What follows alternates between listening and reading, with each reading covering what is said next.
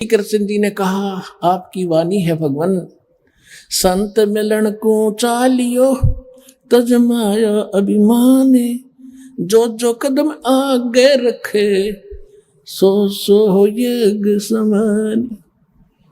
पुणात्मा, इस अध्यात्म मार्ग से आपने भी शिक्षा लेनी है कि जिस समय यदि इस सतलोक आश्रम बरवाला में ये दास बैठा है, पृथ्वी पर संत कहो, सतगुरु कहो या दास कहो,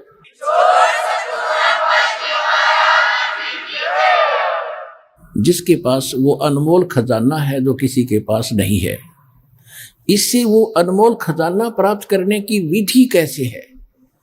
संत मिलन को चालियो तजमायो अभिमान, जो जो कदम आगे रखे ओ हे यज्ञ समान। अब जैसे आप यहाँ आते हो, अपनी पद, अपनी ताकत, अपनी ऊंची जाति, सम्मान, पद, इसको भूल के आया करो, यहाँ मत लेके आया करो। ये बीमारी है, ये तो रोग है भयंकर इस जीव के लिए। यहाँ तो एक दास बनकर आओ। जैसे बच्चा विद्यालय में जाता है, वो चाहे कितने बड़े अधिकारी का है, किसी राजा का है, किसी का है, वहाँ तो एक साथ पढ़ता है, एक जैसा बैठता है, और बच्चे उसको खुरकाते धमकाते, इधर बैठ, चलो इधर बैठ। वो उसमें कभी कंप्लेंट नहीं करता अपने माँ बाप को जाके, वो मुझे धमकाता था, वो मुझे खुरकाता है, वो बच्चों की तरह ही रहता है।